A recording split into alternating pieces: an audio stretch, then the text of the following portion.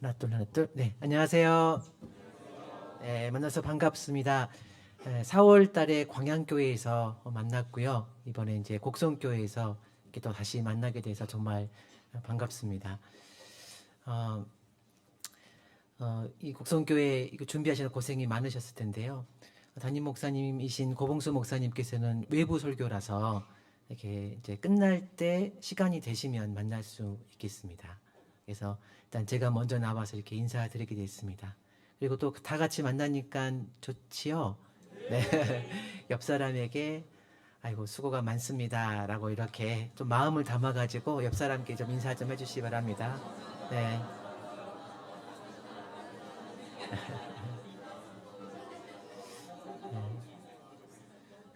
데살로니가전서 2장을 보면은 사도 바울이 내가 부모가 아이에게 대하는 것처럼 권면하고 어, 권면하고 안 나네요. 권면하고 위로하고 경계했다 이렇게 나왔거든요. 그래서 권면이라는 것이 영어 성경 보면은 encourage, 그러니까 방향을 잡아주고 그 길을 걸어갈 수 있도록 이렇게 해주고 또 위로하고 그 길을 걸어가는데 너무 힘드니까 위로해주고 또 그 길을 너무 힘들다 보니까 딴 길로 가니까 경계에서 다시 돌아오게 해주는 일을 사도 바울은 하셨다고 돼 있습니다. 그래서 그 일을 저희가 지금 하고 있는 거죠.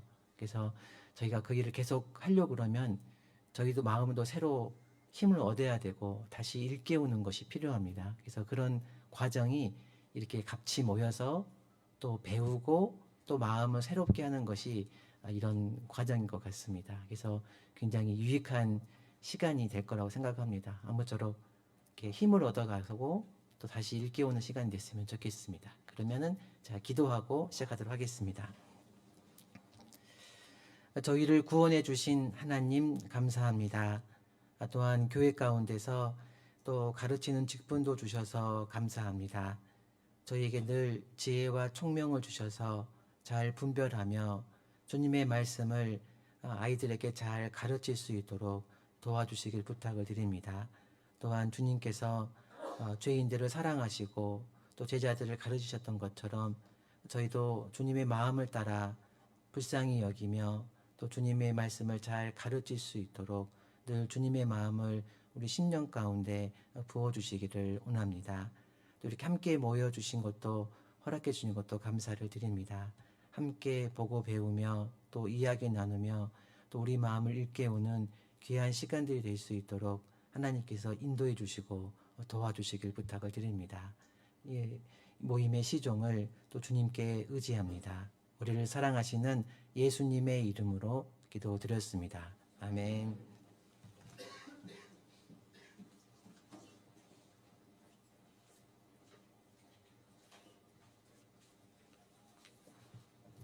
안녕하세요. 곡성교회에서 교제하고 있는 김성철 형제입니다.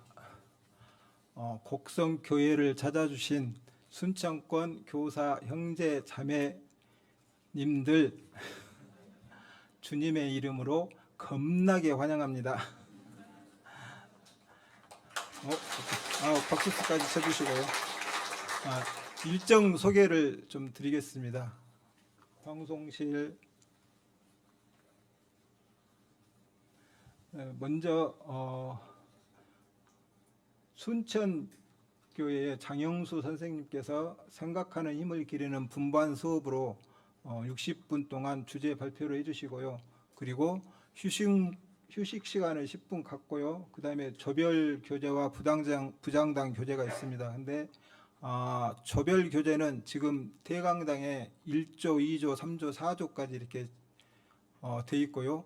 그 다음에 입구에 들어오시다 보면은 대강당 입구 들어오시다 보면 우측에 중고등부실이 있습니다. 거기에 5조, 그 다음에 1층으로 내려가셔서 식당에 보시면은 6조, 7조, 8조, 9조 있고요. 그 다음에 로비에 보면은 원형 탁자가 있습니다. 거기에가 10조, 그 다음에 출입구 들어오시기 전에 우측에 보면은 휴게실이 있습니다. 거기에 11조, 그리고 식당 바깥쪽에 가장 시원한 쪽입니다. 12조, 13조. 자연과 함께 할 수 있어서 가장 좋을 것입니다. 그렇게 하시면 될 것 같고요. 그리고 조별 예배가 끝나고 나면은 저녁 식사가 있습니다. 곡성교회 어머니회에서 정성 들여 만들어 주신 거니까 맛있게 드시면 될 것 같고요. 그 다음에 끝난 이후에 교사 교육 여습교회 박건희 전도사님께서 해주시는데 그 전에 특송이 여기에는 나와 있지 않는데 찬양대 형제 자매님이 특송 해주신다고 합니다. 이제 특송 듣고 교사 교육하고요. 강평 및 기도는 순천교회 이국로 목사님께서 마지막으로 해주시길 것 같습니다. 이렇게 하고 교사 교육을 마치는 것으로 하겠습니다. 이상 감사합니다.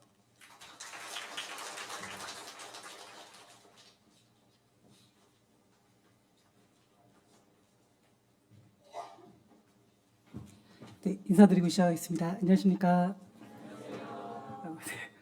제가 옷이 껴가지고 좀 풀고 죄송합니다. 네. 한참 고민했습니다. 집으로 바로 갈까 말까 하다가 너무 겁이 나서 네. 담대하게 발표하도록 하겠습니다. 생각에 힘을 기르는 분반 수업이라고 되어 있는데요. 한번 PPT 부탁드리겠습니다. 네. 이게 한 달 전에 그 부장 선생님께서 생각에 힘을 기르는 분반 수업으로 한다고 제가 부장 선생님께 말씀을 드렸는데 준비를 하다 보니까 그 삶을 변화시키는 분반 수업이라는 제목으로 바뀌게 되더라고요. 근데 이미 공문이 나가서 생각의 힘을 기르는 분반 수업이라고 했고요. 실제로는 삶의 변화를 불러일으키는 삶의 변화를 이끄는 분반 수업이라고 이렇게 주제를 생각하시면 될 것 같습니다. 이제 그 2006년도에 그 교육과정 평가원에서 이제 그 교사들을 대상으로 교사들이 어떤 그 직무를 수행해야 되냐라고 이렇게 그 기준 요소들을 쭉 뽑아왔는데요. 이걸 이제 제가 여기다가 이제 수업을 이제 분반 수업이라고 이렇게 이름을 바꿔가지고 다시 갖고 와봤습니다. 그래서 대영역으로는 지식, 계획, 실천, 태도 이 네 가지 영역이 있고요. 세부 기준 요소로는 맨 위에부터 보면 머릿돌, 찬빛 체계 이해, 주제, 인물, 사건에 따른 교수 방법, 그러니까 내용 지식이죠. 그리고 학생 이해, 그러니까 학생의 발달, 인지 수준, 학생의 개인차. 지난번에 그 초등부 선생님들 대상으로는 학생 이해에 대해서 한번 발표를 했던 것 같습니다. 그리고 이제 수업 설계 영역에서 분반 수업 목표 설정, 그다음에 일관성 있는 수업 설계, 그리고 분반 수업 환경 조성 및 분반 운영. 이 부분은 이제 경력이나 연차가 이제 좀 있으신 분들께서는 굉장히 잘하실 거라고 생각합니다. 반의 그 분위기나 어떤 그 분반의 문화를 이렇게 조성하는 거를 되게 잘하실 거라고 생각하고요. 그 이제 수업 실행 측면에서 참 여러 가지가 있습니다. 동기유발부터 시작해서 시간 관리까지. 오늘 주로 이렇게 발표 드릴 것은 수업 전략과 그 다음에 학습 활동 및 과제 수행에 대해서 더 이야기를 드릴 겁니다. 그리고 이제 우리 교사 그 모임을 할 때 주로 많이 하는 것들 있지 않습니까? 성찰 및 소통. 그래서 동료 선생님들하고 이제 분반 활동에 대해서 반성하시고 또 서로 협력하고 또 부모님과 협조하는 부분들이 있고, 그리고 또 이제 교사 수련회나 또 이제 교사 교육을 할 때 보통 이제 교사의 소명 의식 관련해서 말씀을 많이 해주시잖아요. 그래서 참 교사가 완벽한 교사가 되려면 굉장히 그 길이 너무 많은 것들을 해야 되는 거구나. 나는 좀 압박감을 좀 느낄 수 있지만 압박감을 좀 느껴보시라고 올려드렸고요. 너무 많은 것을 우리가 다 다루다 보면 이게 다루다가 끝나다 보니까 그래서 오늘은 특별히 이 그 노란색으로 음영 처리되어 있는 부분들 위주로 말씀드리겠습니다. 먼저 1장입니다. 분반 수업의 목적과 분반 수업의 방향. 그래서 이제 분반 수업의 목적이 무엇인가 굉장히 원론적인 질문이죠. 그래서 그 마태복음 11장 29절에 나는 마음이 온유하고 겸손하니, 그 다음부터 같이 읽어보겠습니다. 나의 멍에를 메고 내게 배우라. 그러면 너희 마음이 쉼을 얻으리니. 그래서 예수님께서 배우라라고 말씀하시고 그 앞에 멍에를 메고라고 이렇게 되어 있어요. 되게 그 배우는데 멍에를 맨다라는 건 뭔가 그 그 엄청난 책무를 지어야 된다라는 얘기를 하고 있는 거잖아요. 그래서 그 배우라라는 그 말씀의 그 헬라어 원어를 보면 만타노라는 그 언어의 뜻이 있다고 합니다. 근데 이 뜻을 보면 통찰력을 갖다, 지도를 받거나 연구하다, 경험을 얻거나 익숙해지다, 기술을 습득하다, 헌신하다. 그러니까 단지 지식을 이해하는 측면에서 끝나는 게 아니라 실제적인 삶 가운데에서 고민하고 성찰하고 행동하고 그리고 행동하는 것뿐만 아니라 마음의 태도까지 헌신까지를 언급하고 있습니다. 그래서 예수님께서 말씀하신 건 단지 지식을 아는데 이렇게 그 지식을 알고 끝나는 걸 원하신 게 아니죠. 삶의 전반적인 모든 것의 변화를 원하신 겁니다. 그래서 우리가 헬라어의 그 알다라는 그 기노스코라는 말이 있습니다. 그것도 그냥 알다가 아니라 경험하여 알다. 그러니까 맛을 보아야 우리가 그 맛을 아는 것처럼 실제로 경험을 해야 아는 거죠. 그래서 예수님은 우리가 단지 지식적으로 공과의 뜻은 이런 거야. 이게 중요해. 그래서 그걸 이해하고 그걸 애우고 끝나는 것이 아니라 완전한 의미에서 삶 가운데 삶 전반에서 우리가 행하는 것을 그것을 배우시기를 원하셨다라고 보시면 될 것 같습니다. 그래서 이런 경구가 있죠. 진정한 삶은 삶의 변화를 수반한다. 그래서 우리가 이제 이것을 위해서 교회 학교에서 주로 주일에 하는 흐름이 있죠. 제일 먼저 뭐 하죠? 공과하죠. 공과 다음 뭐 하죠? 분반하죠. 공과와 분반은 하나의 짝입니다. 그래서 공과 시간에는 사실 사실적 지식, 그러니까 그때 어떤 일이 있었는가, 그때 어떤 일이 있었는지를 설명하고 그것이 어떠한 의미를 갖는지를 풀어주는 거예요. 공과 시간에는. 그 분반 시간에는 뭐라는 거죠? 분반 시간에는 그러면 그 의미가 어떻게 우리 삶에 적용되냐, 그리고 우리는 어떻게 실천해야 될 것이냐를 강조하는 게 분반이죠.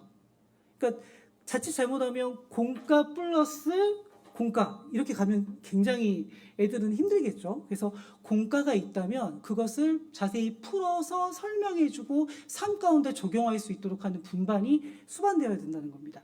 그리고 그럴 때 예수님의 삶을 닮아가는 변화가 일어난다는 거죠. 그래서 오늘 이 부분에 대해서 좀 더 얘기를 드릴 거고요. 우리가 그래서 제가 강조드리고 싶은 것은 우리가 다 알고 있고 하고 있었던 거예요. 사실은 말씀을 묵상하고 그리고 무엇을 가르치기를 마음속에서 생각하시고 가르쳤는데 저는 좀 오늘 그것을 진리라는 용어, 그 다음에 좀 이따가는 일반적인 원리라고 보편적 원리라고 표현할 건데요. 그래서 진리라고 표현을 해보겠습니다. 그래서 우리는 진리를 가르쳐야 되는데 예전에 이런 진리의 어떤 그림자들을 발견한 사람들이 있어요. 예를 들면 공자 같은 경우는 이런 얘기를 했죠. 너는 내가 많이 배우고 그것을 다 기억하는 사람이라고 생각하냐? 공자께서 말씀하셨다. 그러니까 자공이 대답했습니다. 그러합니다. 그렇지 않습니까? 공자가 다시 얘기하죠. 아니다. 나는 단지 하나로 다른 것까지 깨뚫고 있을 뿐이다.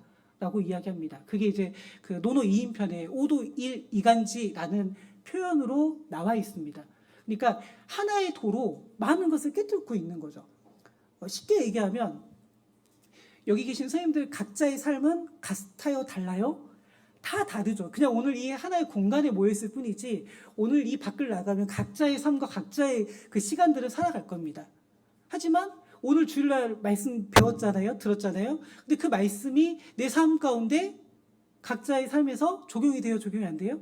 실제로 적용이 돼요. 어떨 때? 말씀을 잘 듣고 내가 배웠을 때. 오늘 주일 말씀 순종교 너무 좋았거든요. 그래서 이 말씀 딱 듣고 진짜 정말 교회 가운데 내가 더 구하고 교회를 사랑해야겠다라는 마음이 딱 들었어요.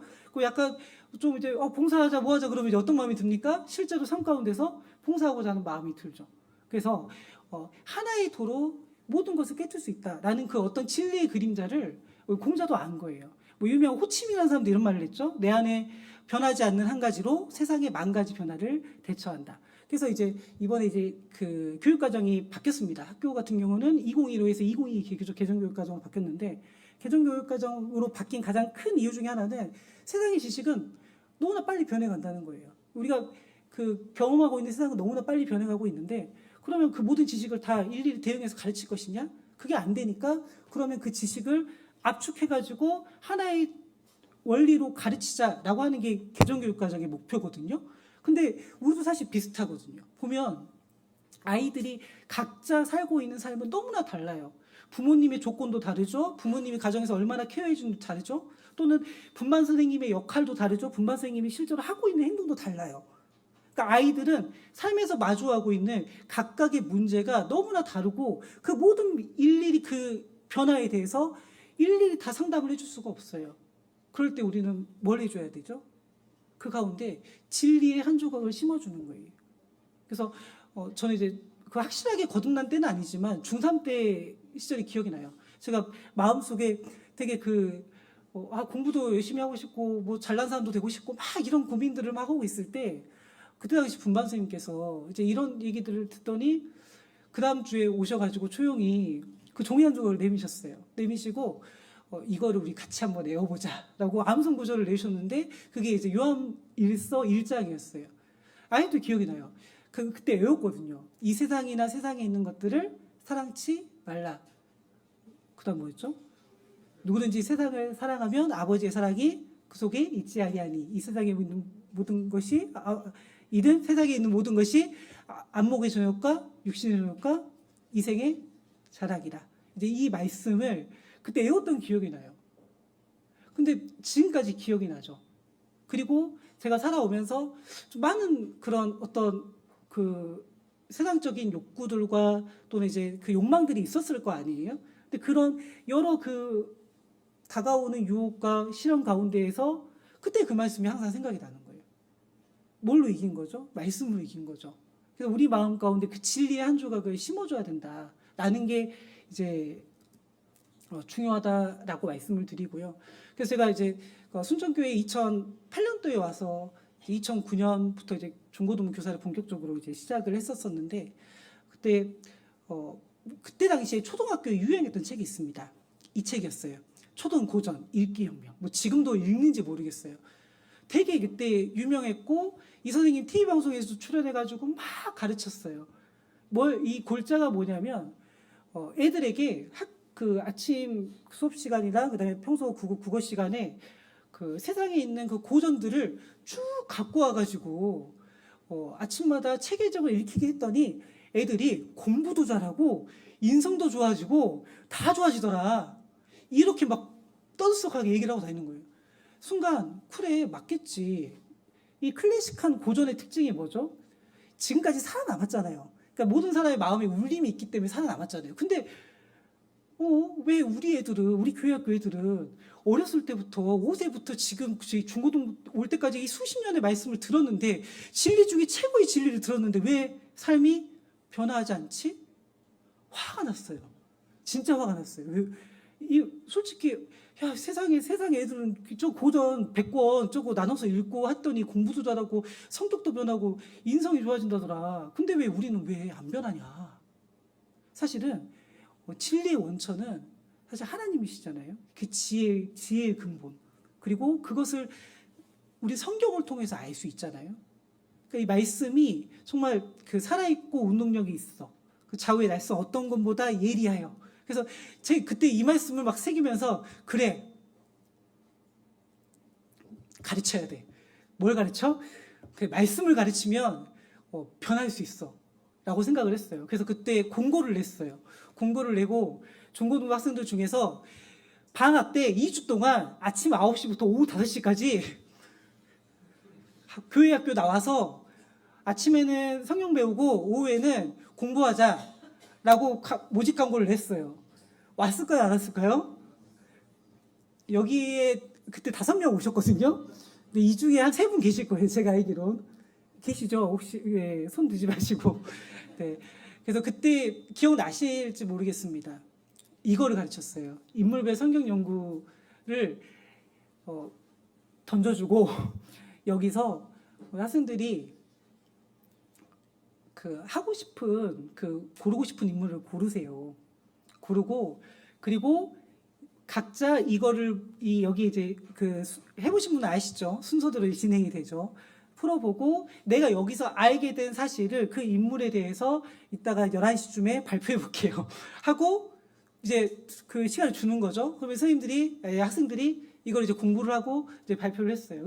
그걸 2주를 했었던 기억이 납니다. 도시락 막 각자 싸갖고 와서 도시락 막 해먹고 라면 끓여 먹고 네, 기억나시죠? 근데 너무 좋았거든요. 근데 좋았는데 안타까운 점은 그 5명 말고는 이 재밌는 걸 못하는 거예요. 하고 싶어 하지도 않고. 그래서 그러면 좀 세상을 넓혀보자. 진입장벽을 2주를 그렇게 하니까 너무 애들이 좀 스트레스를 받는 것 같으니까 진입장벽을 좀 낮춰보자 해가지고 그때 이제 목사님과 교제해서 교재를 한 권 샀습니다. 이게 솔라피드 성경 묵상법이라고 해석, 적용, 죄송합니다. 관찰, 적용, 죄송합니다. 관찰, 해석, 그 다음에 일반적 원리 도출, 그리고 적용 순으로 되어 있는 이 4단계 순으로 되어 있는 성경 묵상법이에요. 그래서 저는 개인적으로 이거라고 굉장히 도움을 많이 받았습니다. 그때 당시에 이제 많은 형제자매들이 참석을 했었고, 근데 그러다가 이제 Y가 됐죠. Y가 되고 이제 어떤 몇몇 학생들이 오셔서 그때 했던 묵상 모임을 하고 싶다 해서 이제 우리는 그 묵상 모임을 기노스코라고 하고 싶다라고 해가지고 그 기노스코를 만들어서 지금까지 하고 있는 걸로 알고 있어요. 그래서 이것도 해봤습니다. 근데 참 좋아요. 일단 뭐가 됐든 간에 하면 좋아요.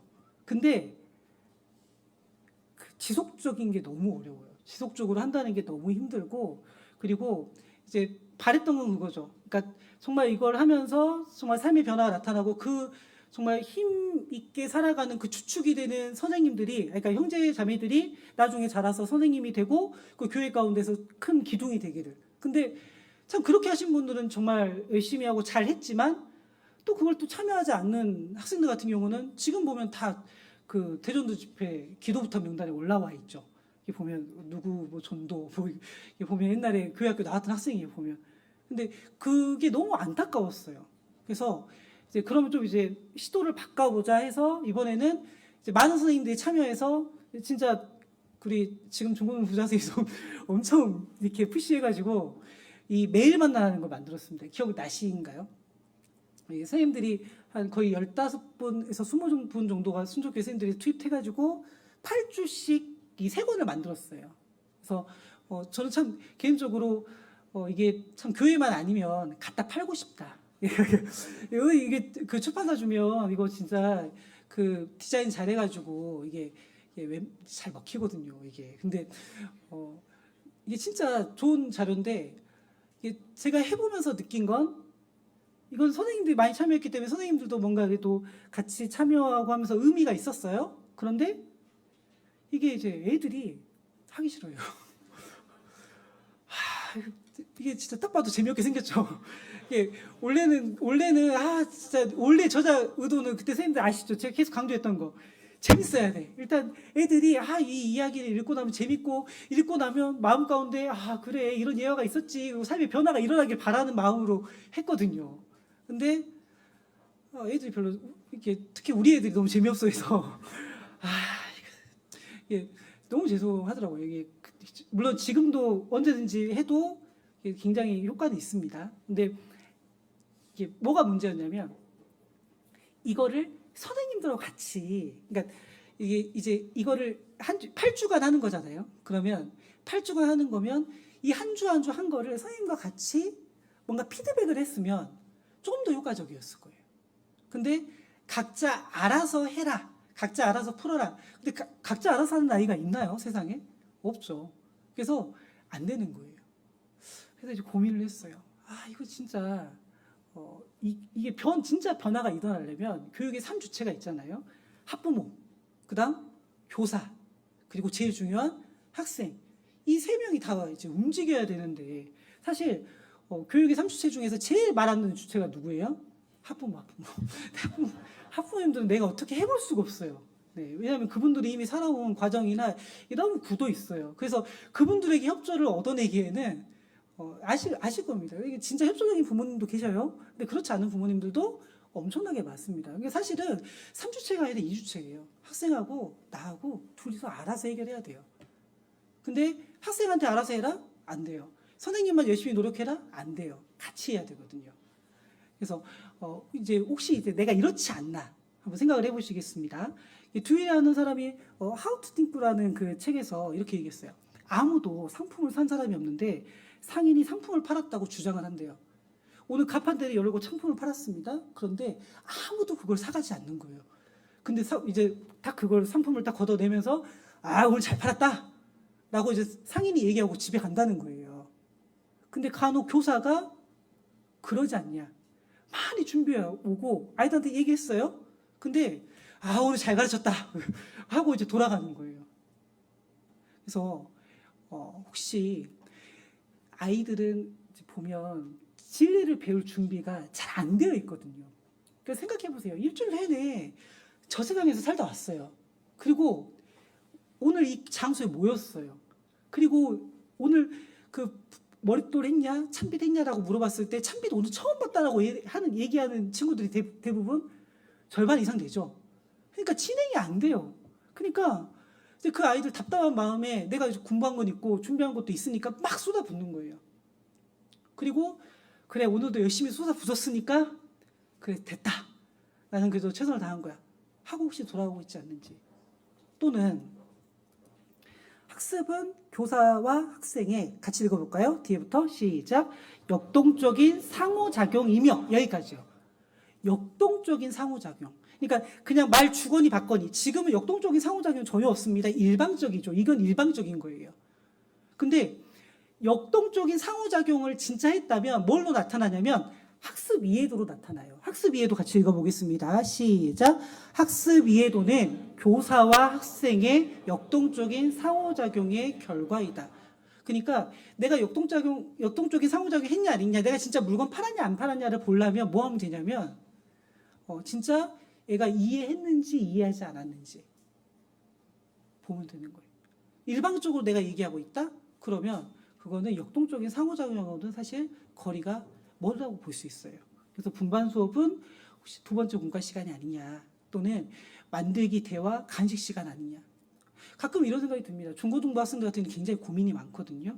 근데 그 친구들 고민 듣다 보면 진짜 마음이 아파요. 공감도 돼요. 막 슬퍼요. 그래서 선생님이 또 이렇게 살아왔는지 설명하고 또 이렇게 살아보면 좋을 것 같아라고 이제 막 공감하고 막 하잖아요. 그러면 되게 그 시간 끝나고 나면 마음이 뿌듯하고 좋습니다.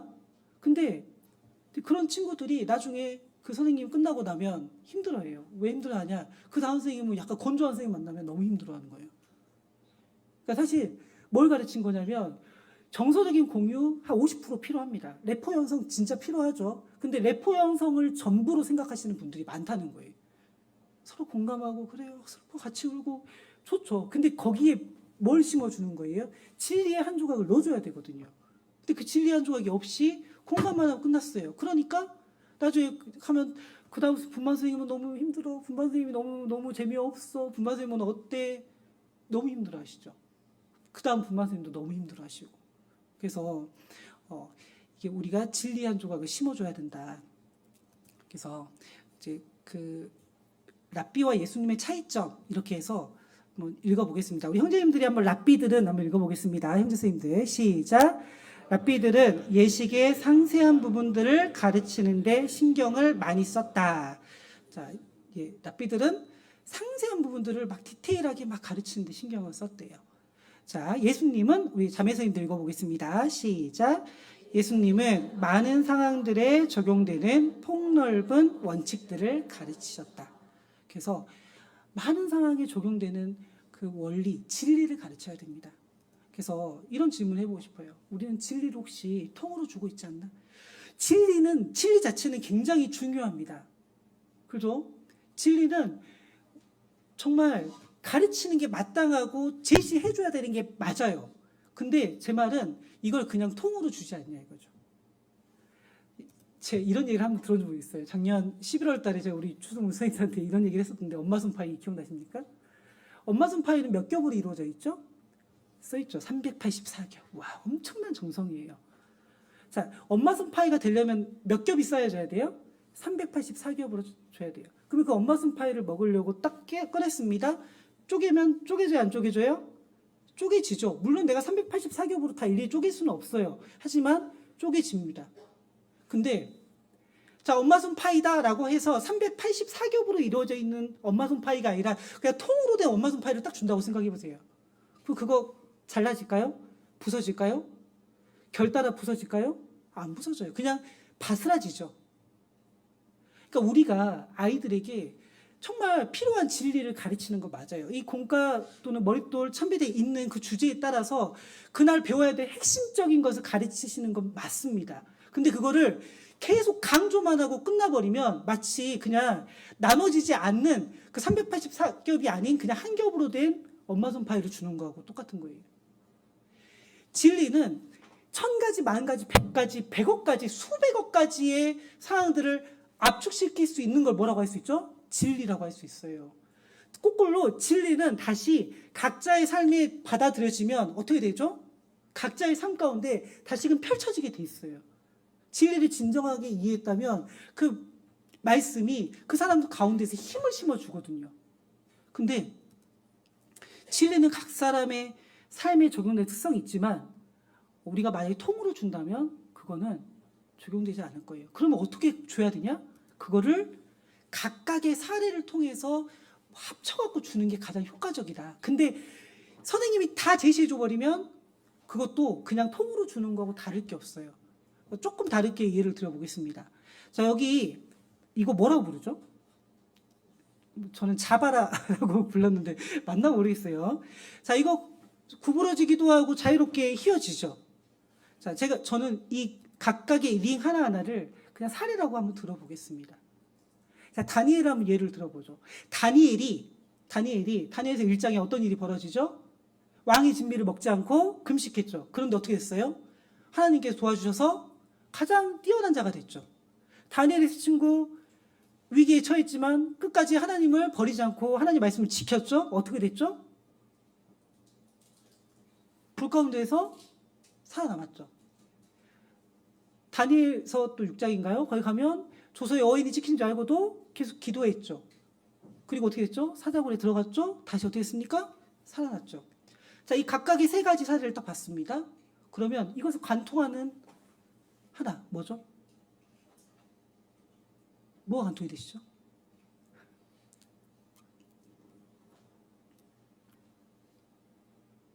네, 하나님이 지켜주신다. 하나님 지켜주신다. 자, 애들한테 다시 자, 애들아, 하나님은 우리를 어떤 상황에서 지켜주셔. 이렇게 얘기하는 거하고, 자, 방금의 각각의 예들을 보여주고, 자, 여기서 공통점을 찾아볼까? 라고 얘기하는 거하고. 혹시 차이 아시겠어요? 혹시 차이 아시겠어요? 그러니까 하나님은 우리를 지켜주셔.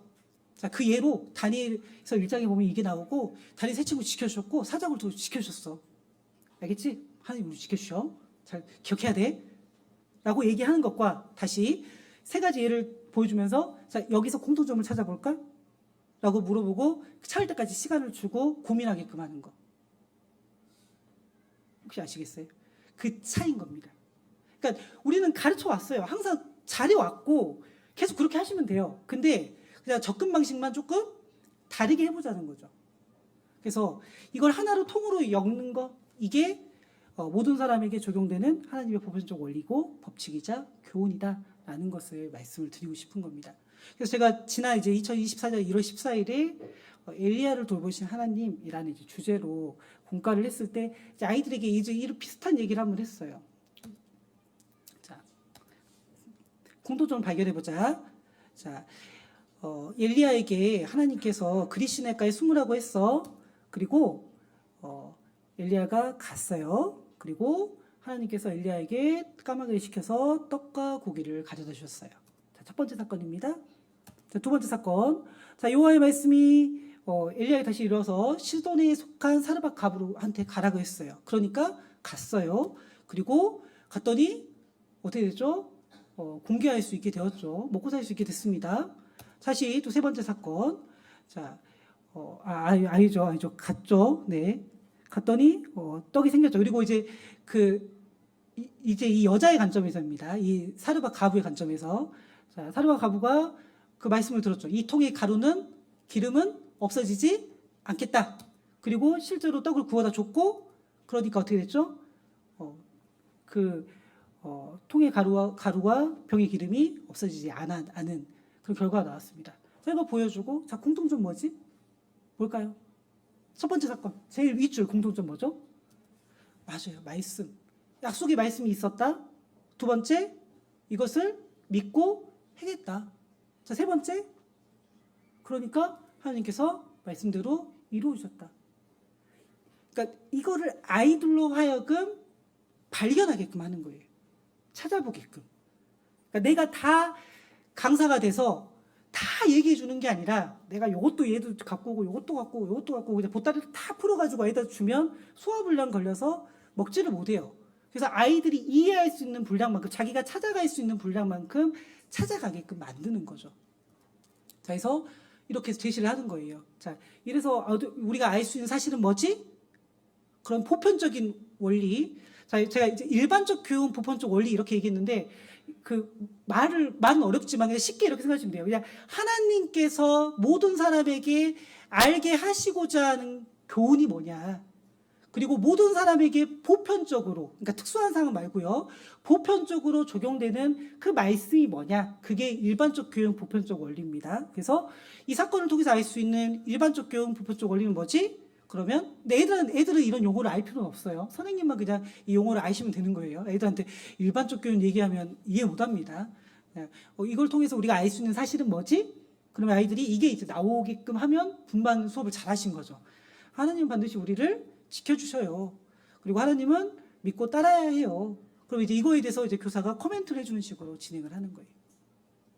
그래서 이제 이런 방식으로 이제 제가 한번 해보려고 올해 이제 시도를 해봤습니다. 이름은 거창해요. 원리기만 실천 중심 분반 수업이 실제. 엄청 거창하죠. 거창하지만 그냥 빨간색 그냥 색깔 있는 거를 그냥 중점적으로 다뤘다고 생각하시면 됩니다. 한번 풀어보겠습니다. 자, 올해 이제 제가 그래서 야 진짜 우리가 그러면 진리를 한번 제대로 한번 가르쳐보자. 애들이 진리를 찾아볼 수 있게끔 하자. 그러니까 일방적으로 안내하는 것이 아니라 찾아볼 수 있게끔 하자 해가지고 이제 1월달에 고민을 하다가 이제 교육연구팀 선생님들하고 이제 주제를 그리스도인의 교제라는 걸로 했고 우리 교육연구팀 선생님들하고 같이 고민하면서 분반 연구를 했어요. 이렇게 분반 연구를 하고 이제 분반 지도안을 짰습니다. 그래서 순서대로 어떻게 했는지만 보여드릴게요. 자, 먼저 기도를 했어요. 그리고 분반 주제를 소개했습니다. 오늘은 그리스도인의 교제에 대해서 이야기할 예정이에요. 그리고 촬영한 건데 얼굴은 비공개하도록 하겠습니다. 했지만 얼굴이 공개됐죠? 네. 아무도 모르니까요. 네. 그래서 이제 세 번째 사건이 중요해요. 여기서 지난 한 달여간 내가 교회에서 참여했던 행사들을 하나씩 이야기해 볼까요? 한 달 동안 이 중고등부 고2 자매반이거든요. 그래서 한 달 동안 있었던 이게 사건들 한번 이야기해 보세요. 그러니까 1월 달이니까 뭐가 있을 것 같아요? 동계수련회가 있었죠. 그래서 동계수련회 얘기도 나올 거라고 생각을 했고 막 해서 이제 물어보는 겁니다. 이 얘기는 보통 선생님들도 많이 하시죠. 그러니까 그 경험들을 물어보는 거 이런 경험 있었니? 이렇게 많이 하시잖아요. 그러니까 이렇게 그냥 물어보는 거예요. 이게 근데 별거 아닌 것 같은데 굉장히 효과적인 그 질문입니다. 왜냐하면 아이들은 저 세상에 있다가 오늘 이 자리로 온 거잖아요. 그러면 저 세상에 있는 그 마음과 정신을 이 자리로 불러오려면 일단은 나와 이 주제를 연결시켜야 돼요. 이게 굉장히 중요한 일이거든요. 그러니까 그냥 식사하는 게 아닙니다. 뭐 경험을 얘기해볼까? 생각을 얘기해볼까? 뭐 이런 적 있었어? 이렇게 얘기하는 거는 너무나 좋은 겁니다. 그래서 이런 것들을 얘기하는 거예요. 그리고 자, 그 중에서 가장 기억에 남는 거 하나만 적어봅시다 라고 했어요. 그래서 하나만 적어봅시다 라고 했고 이제 혹시나 이제 우리 친구들이 이렇게 소극적이고 진짜 방금 자다가 일어나고 온 학생들이 있을 거 아니에요. 그러면 머리가 안 돌아가거든요. 어제 일도 기억 못해요. 그러면 이 친구들에게 예시를 들어주는 거죠. 뭐 이런 예시가 있어. 성인 동계수련회 우리 수적계 중고등부는 TFT 참여하니까 TFT 참여해서 봉사를 했다. 뭐 분반선생님과 식사를 했다. 그다음에 뭐 형제들과 운동을 했다. 그냥 모든 일들이 이렇게 나올 수 있게끔 그래서 그 중에 하나를 적어보라고 한 겁니다. 그리고 이제 나왔죠. 네 경험이 나왔어요. 그리고 이 주제와 관련된 걸 일단은 끄집어냈습니다. 그리고 그러면 그 중에 하나를 벽에다가 붙여보자. 벽에다가 이제 붙여보는 거예요. 근데 어떻게 그냥 붙이는 게 아니라 그냥 붙이면 그냥 발표가 되겠죠. 근데 그냥 붙이는 게 아니라 제가 목표로 하는 것은 교재가 무엇인가를 아이들이 알게 하는 게 이게 아이들은 모르지만 제가 바라고 있는 목표이기 때문에 그럼 교재가 무엇인지를 알려면 일단은 가장 교재에 가까운 것과 교재에 가장 가깝지 않은 것, 그러니까 4단계로 가장 가까운 것, 교재에 가까운 것, 거리가 먼 것, 가장 거리가 먼 것을 붙여보겠어요. 그리고 그 이유가 왜 저기다 붙였어? 라고 이제 물어보는 거예요. 그리고 나서 자 그렇다면 당연히 여기서 가장 교재에 가까운 것은 당연한 거니까 거기다 붙였을 것이고 교재에 가까운 것이나 거리에 먼 것이나 교재가 아닌 것 같은 경우는 어떤 조건이 추가가 되면 더욱 교재의 의미에 가깝게 될까? 물어보는 거예요. 어떤 조건이 추가되면 될까? 저기에. 이걸 고민해보게 하는 거예요. 분명히 우리가 저기 4개를 붙여놨는데 교재 내가 형제들하고 다목조실에서 자매들이 운동을 했어요. 저기 운동을 했어요. 이게 교재가 분명히 아닌 것 같다라고 붙였어. 근데 그럼 어떻게 하면 교재가 될 수 있을까요? 그걸 물어보는 거예요. 친구들에게. 어떻게 하면 교재가 될 수 있겠니? 이런 식으로 계속 자 교재 진짜 우리가 교재인 것과 아닌 것을 삶에서 완전히 분리할 수 있는 게 아니라 무엇이든 내가 하나님과 그러니까 예수님과 그다음에 형제자매들과 함께 사귐이 있으면 교제가 될 수 있다는 걸 알려주고 싶은 거예요. 무조건 밥을 먹는 것은 교제가 아닌 것 같고 운동을 하는 것도 교제가 아닌 것 같고 봉사를 하는 것은 무조건 교제인 거고 자 그러면 거꾸로 물어보는 거죠. 봉사하는 게 교제가 안 되려면 어떻게 하면 교제가 안 될 수 있을까? 뭐 어떻게 하면 교제가 안 될 수 있죠? 이런 것들을 물어보는 거예요. 그럼 마음 가운데 분명한 선이 생기죠. 뭐가 생기죠? 아 무엇이 교제구나. 어떻게 해야 교제가 되는 거구나. 그리고 나서 교제는 뭐다라고 하나의 일반적인 원리를 도출하는 겁니다. 그리고 여기서 끝나면 안 돼요. 제일 중요한 건 삶의 변화죠. 그렇기 때문에 실제로 해봐야 돼요. 그래서 물어본 거예요. 자 예시를 줄게. 이거 보고 진짜 해보는 거야. 그리고 이제 예를 사례 1번입니다. 같은 분반 자매인 민경이는 교회학교 유치원 시절부터 함께해왔던 친한 사이다. 민경이는 초등부까지만 해도 교회학교 출석을 곧잘 해왔는데 중등부에 들어와서는 여러 핑계를 들어가며 주일에만 참석을 하고 토요교제나 주일 오후교제는 잘 참석을 하지 않고 있다. 2월에 우병수 목사님을 모시고 중고등부 대전 집회가 있는데 민경이는 전도 집회에 참석할 생각이 별로 없는 것 같다. 민경이 본인은 확실하게 구원을 받았다고 얘기를 하면서 비슷한 말씀을 어렸을 때부터 계속 들었기에 나오고 싶을 때 나오겠다라고 한다. 민경이에게 어떤 말을 해주면 좋을까? 라는 실제적인 예시를 주는 겁니다. 그리고 그것을 서로 이야기를 나눠보게끔 내가 알게 된 교제의 의미를 바탕으로 그리고 참지측하고 기도하고 마치는 거죠. 이렇게 한번 해봤어요. 자 해보면서 되게 재밌었어요. 그런데 장점과 단점이 분명했습니다. 개인 연구에 굉장히 도움이 돼요. 그리고 참여도도 상당히 높아요. 그리고 실제적 과제를 통해서 배운 말씀을 적용해 볼 수도 있어요. 근데 문제점은 저는 계속 말하는 거는 이제 지속 가능성. 그러니까 이걸 진짜 계속 해낼 수 있냐 내가. 교사 부담이 많이 될 것 같아요. 이렇게 이걸 내가 스님들한테 안내했다가는 엄청난 저항감과 선생님은 뭘 도대체 알고나 하는 소리야. 그래서 그럴 것 같다는 생각이 좀 들었어요. 그리고 교사 개인의 정말 신입 교사와 또 경력 교사 또 차이가 있죠. 분만 차이도 많이 있을 것 같아요. 그래서 이런 부분들을 되게 너무 좀 고민이 됐습니다. 그래서 이거를 그럼 보완해보자. 어떤 방향으로 보완할 거냐? 그래서 일단은 교사의 개인 연구 이건 너무 필요한 거니까. 그리고 학생들이 아까 일방적인 분반 수업이 아니라 역동적인 상호작용. 되게 멋있지 않아요? 그 말요? 역동적인 상호작용. 되게 그러니까 막 싸우자는 게 아니에요. 네. 애들하고 막 이렇게 손잡고 빙빙 도는 게 아니라 막 무섭게 돌아가는 뇌회전. 막 뇌가 이렇게 파닥파닥 살아 움직이는 그 느낌.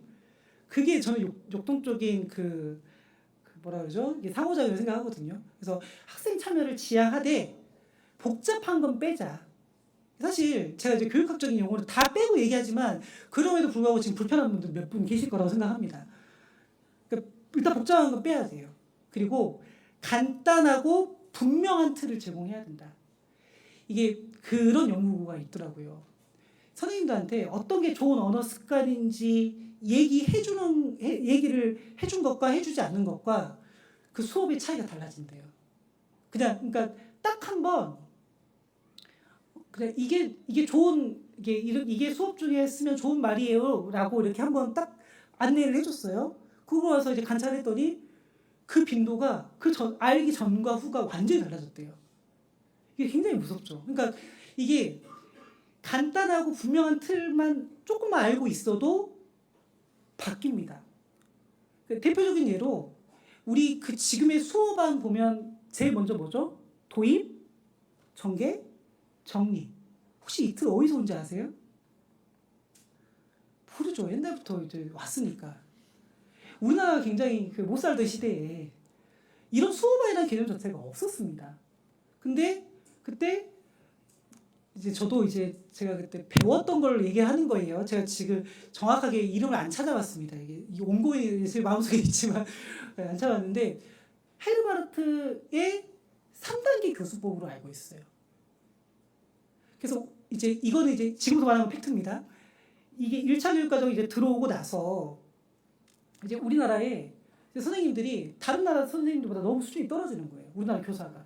그래서 우리나라 교사의 수준을 높이기 위해서 그때 그 3단계 교수법을 갖고 왔고 도입, 전개, 정리. 그리고 이것을 쓸 줄 아는 이 도입, 전개, 정리로 수업안을 쓸 줄 아는 교사와 그렇지 않은 교사로 전문성의 차이를 구분했다는 거예요. 그러니까 쉽게 얘기하면 도입과 전개와 정리라는 간단한 세 개의 틀만 알려주고 입력을 해줬을 뿐인데 선생님들은 그것대로 어떻게 하죠? 발전하는 거예요. 그래서 저는 그걸 믿는 거예요. 간단한 틀이지만 이거를 안내해 주는 순간 선생님들은 분명히 크든 작든 변화의 그 동력은 될 것이다 라는 그 믿음을 가지고 소개를 하겠습니다. 네, 진짜 제 필생의 역작이에요. 네, 앞으로 이제 처음이자 마지막 발표라고 생각하고 있기 때문에 필생의 진짜 쥐어짰습니다. 1단계는 보편적 원리의 선정이에요. 자, 어렵지 않아요. 보편적 원리는 말 그대로 모두가 그냥 이게 모두에게 적용되는 사실, 누구에게나 적용되는 사실. 아까 강명호 목사님께서 좋은 말씀해 주셔서 그걸 좀 인용하겠습니다. 우리가 성경을 읽다 보면 그때 사건이 있잖아요. 그래서 그때의 사건, 그때가 있고, 그리고 그때의 사건이 또 모두에게 적용되는 모두의 때, 모든 것, 그때, 모든 때에 적용되는. 사실 이 보편적 원리는 모든 때에 적용되는 그걸 얘기하는 겁니다. 그 실천 적용은 뭐죠? 이때, 지금. 이 세 가지를 구분해서 얘기해 주셨는데 보편적 원리보다 더 편한 용어인 것 같아요. 그러니까 모든 때에 적용되는 말씀. 이거를 아이들에게 알려주는 거죠. 근데 그냥 모든 때에 적용되는 말씀은 이겁니다 라고 짠! 알려주면 애들이 예 알겠습니다 그리고 그걸 실천할까요? 절대 못하는 거예요. 진리를 통으로 주는 것뿐이에요. 적용을 절대 못해요. 그래서 그것을 알아내게끔 또는 그것을 이해하게끔 하는 겁니다. 그러려면 우리가 원리를 선정했습니다. 근데 원리 선정에서 보통 그 다음 어떻게 가죠? 보통 일반적인 교수 설계는 이렇게 하죠. 목표 세우고 그 다음 내용 그리고 방법 평가 목내방평으로 가죠. 이게 순서대로. 근데 조금 요즘 유행하는 트렌드가 이거예요. 그러면 우리가 이걸 배우기로 했다면 그럼 이걸 실제적인 삶에서 어떻게 적용할 거냐. 그래서 2단계는 실천과제 수립입니다. 세 번째는 그러면 이 1단계와 2단계가 정해졌으면 그래 실천할 것까지 정했어? 그러면 우리 분반 시간에는 이걸 해야겠다. 그럼 분반 활동 설계는 보편적 원리를 이해하는 방향으로 가도 돼요. 그리고 아니면 또는 실천 과제를 해나갈 수 있는 그 안내의 방향으로 가도 상관없습니다. 그리고 1단계, 2단계, 3단계 제가 단계로 그냥 이렇게 그 왠지 위계가 있는 것 같이 얘기를 드렸지만 실제로는 1단계만 하셔도 돼요. 2단계만 하셔도 되고요. 3단계만 하셔도 돼요. 네. 꼭 연결시킬 필요 없습니다. 근데 이 세 가지가 다 연결이 될 때 가장 힘이 있을 거라고 생각을 합니다. 왜냐하면 이제 제가 이번에 이제 이걸 준비를 하면서 이제 이번 2022 개정교육 관련해 갖고 이제 교사들 막 대상으로 막 이렇게 연수들이 나왔어요. 근데 그 결과 자료 중에 막 이렇게 나왔던 것 중에 막 여러 수업 그 틀들을 안내를 해줬거든요. 근데 그 틀을 6가지를 제시를 해줬는데 그 6가지를 이제 보다 보니까 공통적으로 무조건 거치는 3가지가 있었어요. 그게 이거였어요. 무조건 이 3가지는 거쳤습니다. 그래서 보편적으로 알아야 될 원리, 그리고 실제적인 우리 삶 가운데 적용할 수 있는 실천, 그리고 그럼 분반 활동. 이 3가지를 준비를 하는 겁니다. 제일 중요한 건 뭘까요? 원리를 찾아내는 겁니다. 그래서 아이들하고도 이건 아이라고 하는 건 아니지만 교사가 먼저 스스로 분반 연구를 해야 되거든요. 그러면 그러려면 먼저 본문 말씀을 읽어야 되겠죠. 그러면 그때 어떤 일이 있었냐 그거를 정확하게 관찰해야 됩니다. 자세히 관찰해야 됩니다. 자, 그럼 자세히 관찰하는 훈련 한 번만 해볼게요. 자, 어떤 사람이 사람들 앞에서 나는 장영수입니다 라고 말을 했어요. 그러면 이 말 갖고 알 수 있는 사실 한번 짝꿍에게 한번 얘기해 보십시오. 네. 네, 한 분씩 들어보겠습니다. 네, 선물 없습니다. 네, 나는 장영수이다. 알 수 있는 사실 뭐죠? 아, 성별. 그죠? 웬만하면 여자 장영수 본 적이 없으니까 남자일 거다.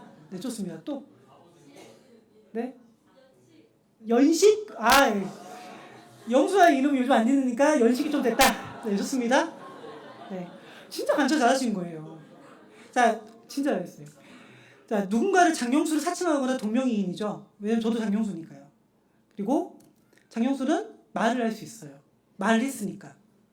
그리고 장영수는 그것도 무슨 말을 할 수 있는 거예요? 한국말을 할 수 있어요.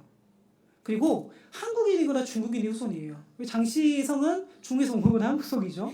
그리고 남자이다. 왜냐면 여자 장영수 본 적이 없거든요. 그리고 아버지가 장씨이다. 그리고 나는 장영수입니다. 사람들 앞에서 얘기했어요. 이 사람은 예의가 없는 사람이죠. 존칭어 사용이 불완전합니다. 맞죠? 네. 제가 나는 장영수입니다 이랬습니까? 아니죠. 저는 장영수입니다라고 해야 되죠. 그러니까 간단한 문장이지만 여기를 통해서 알 수 있는 사실이 어마어마하게 많죠. 그러니까 교사가 본문 말씀을 이번 주에 이제 해야 되는 그 본문 말씀을 이렇게 딱 보잖아요. 그럼 보면 그냥 있는 거 뭐 학습표 이거였고 분반 그 공감 말씀 다 듣고 이거 가르치면 되는구나 이렇게 끝나버리면 마음 가운데 힘이 없어요. 내가 이게 캐내야 되는데 그 시편 119편에 보면 정말 제가 좋아하는 말씀 중에 하나가 좋아하는데 기억 못하면 진짜 거짓말이죠. 찾아보겠습니다. 시편 119편입니다. 네. 기억해놓은 거는 잘 까먹어서.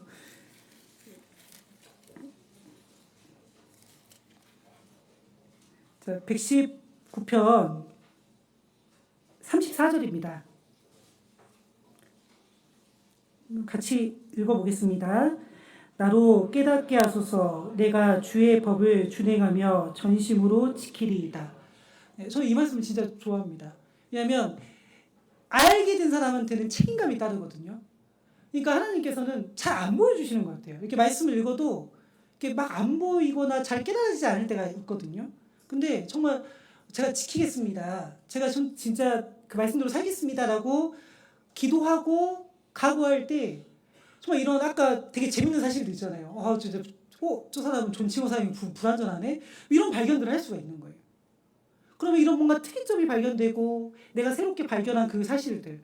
그럼 물론 내가 새롭게 발견한 게 아니라 내 인지적인 수준에서 새롭게 깨닫는 거죠. 원래 있었던 지식이지만 그것을 바탕으로 내 마음 가운데 아 이게 나에게도 이렇게 될 수 있구나. 라는 그 보편적인 진리가 마음 가운데 와닿아요. 힘이 생겨요. 그러면 이때부터는 사실 교수법이고 뭐고 필요 없어요. 그 마음의 그 뜨거워짐 가지고 아이들 앞에서 그냥 그 대성 일가를 하더라도 애들은 아 우리 분만 선생님 뭐 힘 있고 좋다.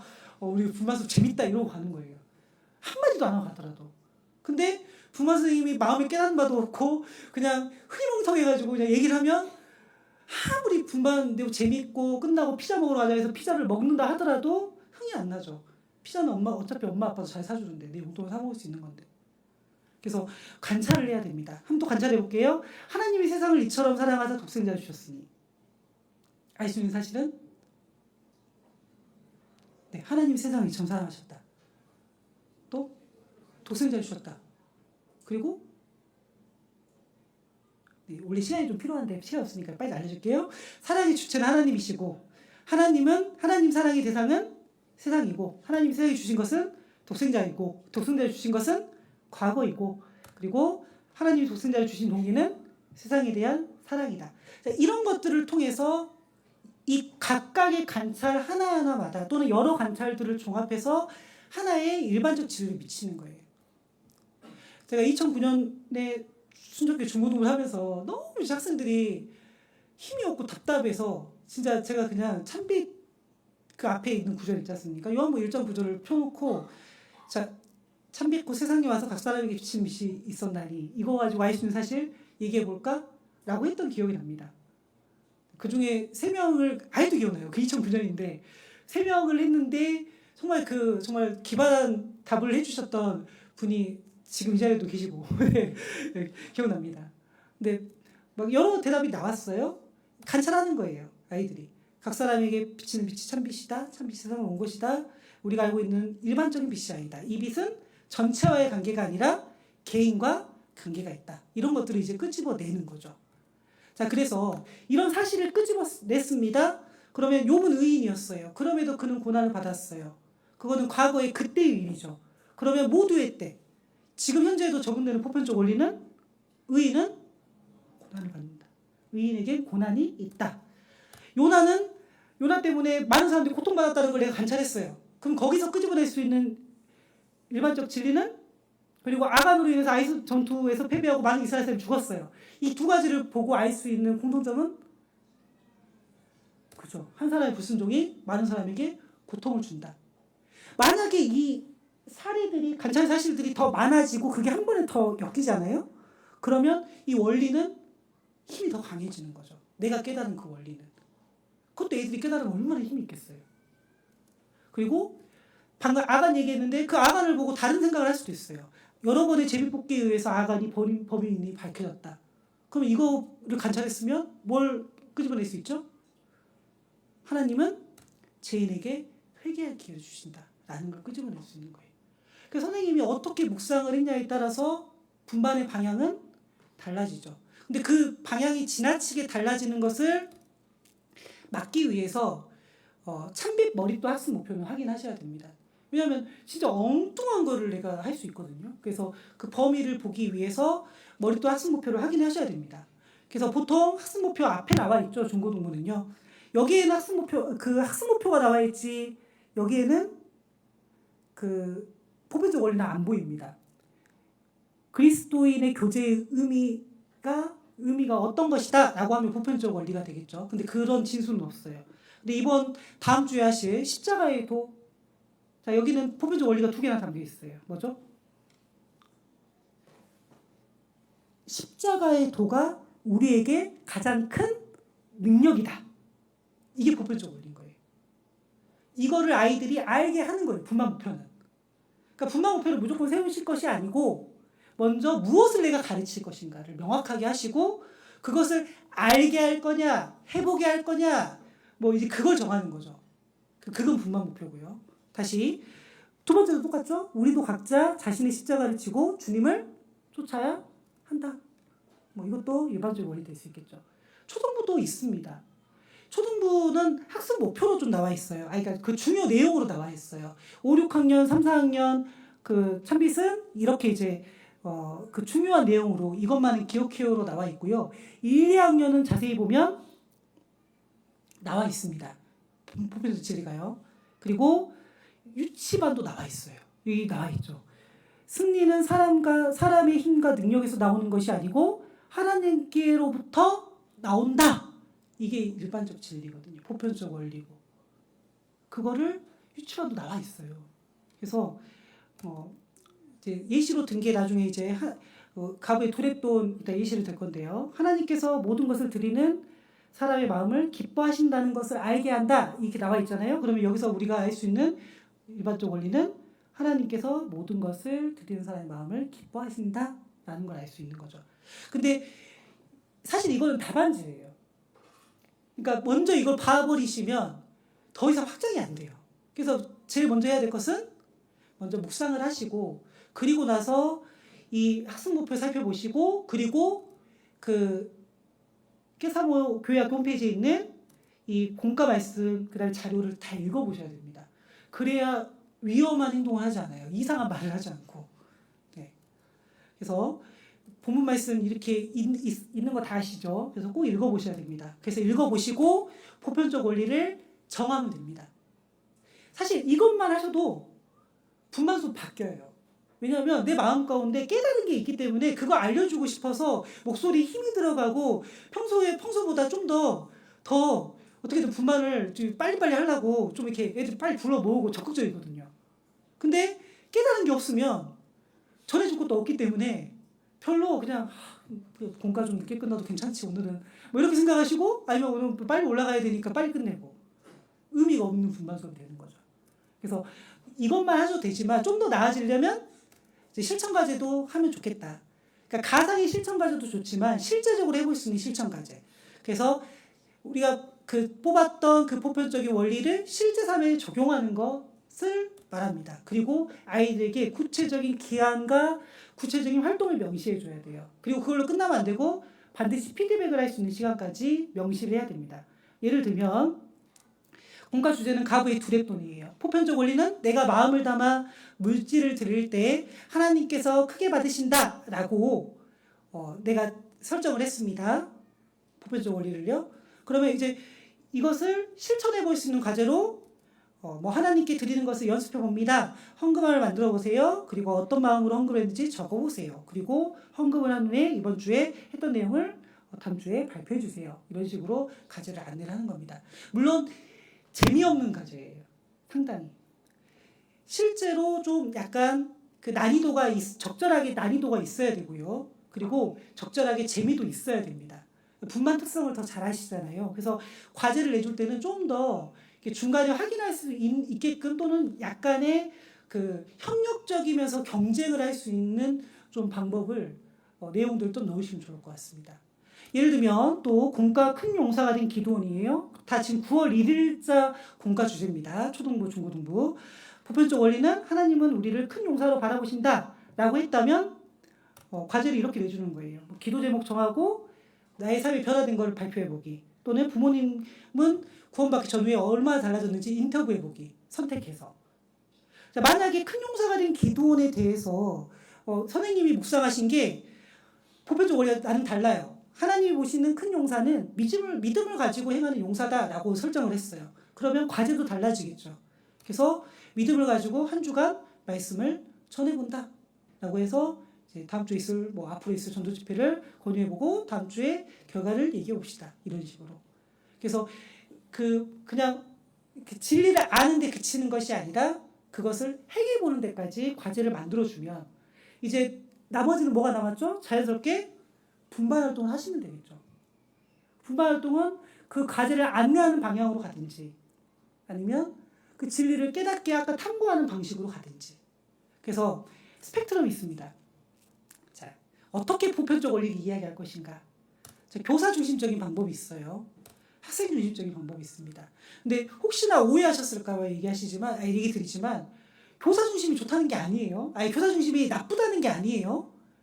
정말 충분하게 준비가 되어 있고 정말 때로는 교사 중심으로 하는 게 훨씬 빠르고 더 좋을 때가 있습니다. 좀 이따 예를 들어볼게요.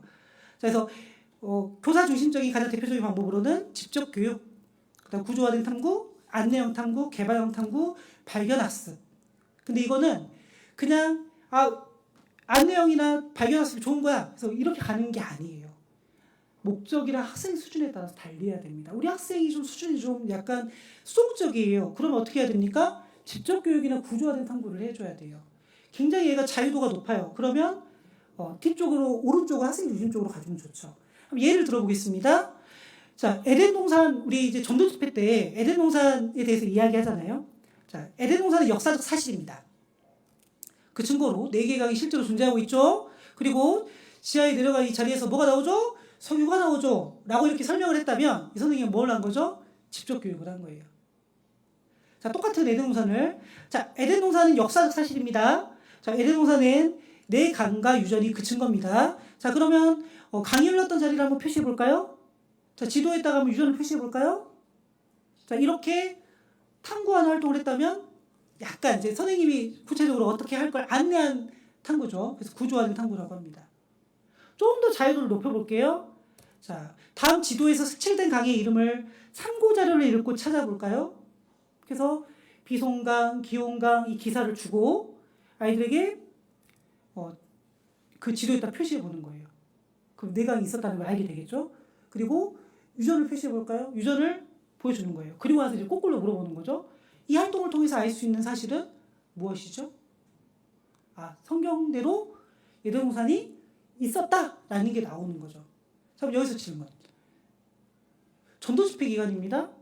어떤 게 제일 효과적일까요? 전도 집회 기간이에요. 직접 교육이 제일 효과적이죠. 시간이 없잖아요. 새 친구 반이에요. 말씀 처음 듣는 애예요. 말씀 처음 듣는 애한테 안내형 탐구를 한다? 안 되겠죠. 그래서 다시 말씀드리지만 아이의 상태와 그 다음에 목적에 따라서 방법은 다릅니다. 그러니까 분반 활동은 무조건 애들이 재밌게 해주는 게 맞아. 뭐 활동 많이 준비해야 돼. 이 개념이 아니라는 걸 다시 한번 말씀드려요. 그러니까 학생 상태, 그 다음에 분반의 목적을 생각하고 하셔야 되는데 제가 오른쪽 2개는 하지 않을 것을 얘기하고 이게 권고드립니다. 왜냐하면 자, 에덴 동산이 사실이라는 증거를 각종 매체를 통해 찾아볼까? 이랬다가는 어떻게 될까요? 불신자 만들 확률이 높아요.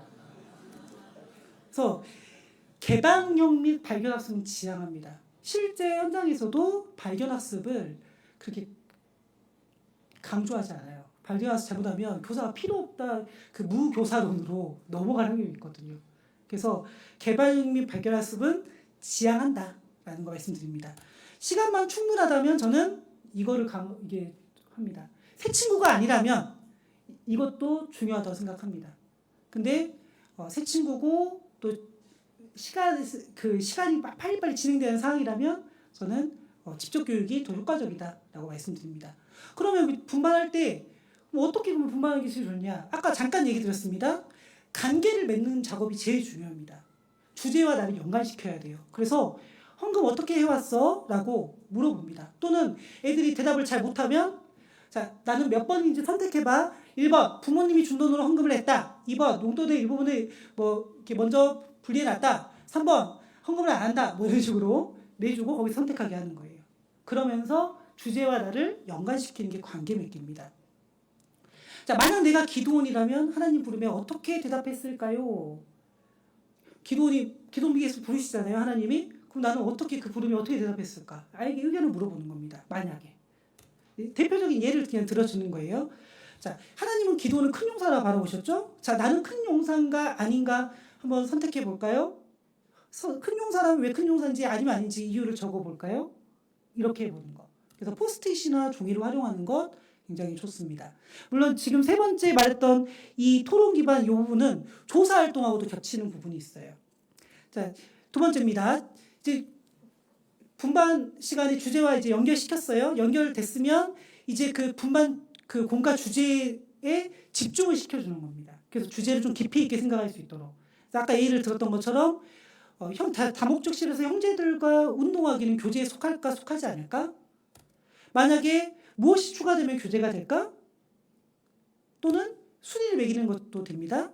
뭐 하나님이 기뻐하실 만한 헌금과 기뻐하시지 않을 만한 헌금. 그래서 선생님이 예를 들어서 그 사례들을 주고 거기서 표시해 보게끔 하는 거. 그럼 아이들이 이제 연결됐죠? 그리고 이 주제에 대해서 좀 더 한 발짝 더 들어오는 거예요. 그렇게 됐으면 이제 스펙트럼 레이더 차트 이렇게 있는데 예시는 이런 겁니다. 자, 그리고 하면 이제 사례를 찾는 거예요. 아까 제가 긴 자바라 원통 보여드렸죠. 이런 사례들을 찾는 거예요. 이 사례들이 많으면 많을수록 실생활에 적용이 될 확률이 굉장히 높습니다. 그래서 뭐 성경에서 자신의 것을 하나님께 드렸던 사건 뭐가 있죠? 한번 찾아볼까요? 또는 선생님 자료를 준비해놓고 자 여기에서 자신의 것을 드렸던 사건들 한번 찾아볼까? 오병이어 사건도 있어요. 뭐도 있어요. 이렇게 나오겠죠. 자 그러면서 그 사례들을 찾아가는 거예요. 자, 선생님이 준비할 수도 있습니다. 그리고 그림이나 어떤 영화나 또는 이미지를 보여주고 거기에서 특이점을 찾아내게 하는 방법도 있어요. 그리고 부모님께 물어보거나 친구들의 경험. 아까 제가 그 관계 맺기에서 나는 어떻게 하고 있나요? 경험을 얘기해 봅시다라고 한 것도 사실 이 조사하기의 일환입니다. 이걸 다 뭘로 쓰는 거예요? 분반의 재료로 쓰는 거예요. 그걸 바탕으로 마지막에 어떻게 합니까? 원리 도출하는 겁니다. 하나로 관통할 수 있는 보편적인 원리, 모두에게 적용되는 것을 애들이 이해하게끔. 보통은 공통점 찾기나 분류 기준 이런 것들을 해보면 좋습니다. 또는 그게 잘 안 찾아질 때는 제일 좋은 질문이 있어요. 원리 도출 질문이라고. 제일 이제 하나님이 크게 여기시는 헌금은 무엇일까요? 하나님은 그럼에도 불구하고 하나님 나를 큰 용사로 보실까요? 그 사고를 자극하는 그 질문들을 하는 거예요. 그렇게 해서 원리를 이끌어낸다면 아이들이 좀 더 분반을 생각하는 분반으로 할 수 있지 않을까라고 생각합니다. 네. 네, 정확하게 39분입니다. 네, 이제 마무리하고 마칠게요. 예를 들면 이렇게 이제 우리 연구팀 선생님들하고 만들어봤습니다. 이제 3단계예요. 보편적 원리가 있고 실천 과제가 있고 분반 활동이 있습니다. 보편적 원리는 뭐 2가지, 3가지가 돼도 상관없습니다. 실천 과제는 최대한 애들이 해볼 만한 과제, 실제성이 있는 과제로 해줘야 되고요. 분반 활동은 막 구구절절 적지 않고 간단하게 구체적으로 내가 해야 될 주요 발문 포인트와 활동들만 적어주면 되겠습니다. 그 기도원도 마찬가지죠. 보편적 원리가 하나님은 우리를 큰 용사로 바라보신다라고 했을 때의 실천 과제와 분반 활동, 그리고 하나님이 보시는 큰 용사는 믿음을 가지고 행하는 사람이다라고 했을 때 실천 과제와 분반 활동은 달라집니다. 그래서 결국에 제일 중요한 게 뭐겠습니까? 선생님이 말씀을 읽고 준비하는 것. 그게 사실 가장 기본 중에 기본이고 내가 깨달음이 있어야 사실은 그 깨달음을 전해줄 수 있다는 거죠. 그래서 제가 지금 오늘 말씀드린 게 그냥 하나의 예시입니다. 하나의 틀을 얘기 드린 거예요. 그냥 이걸 적용하라는 게 아니라 이걸 방금 들으신 것만으로도 일단은 듣기 전과 후는 분명히 달라지셨을 거라고 저는 믿어요. 저렇게 일단 해보는 것도 하나의 방법이겠구나 라는 그 옵션을 받으신 거잖아요. 그래서 구체적인 자료나 PPT는 그 교사 부장선생님들 통해서 공유를 하도록 하겠습니다. 하여튼 진짜 좀 부족하지만 그래도 잘 들어주셔서 경청해 주셔서 감사합니다. 이상 발표 마치겠습니다.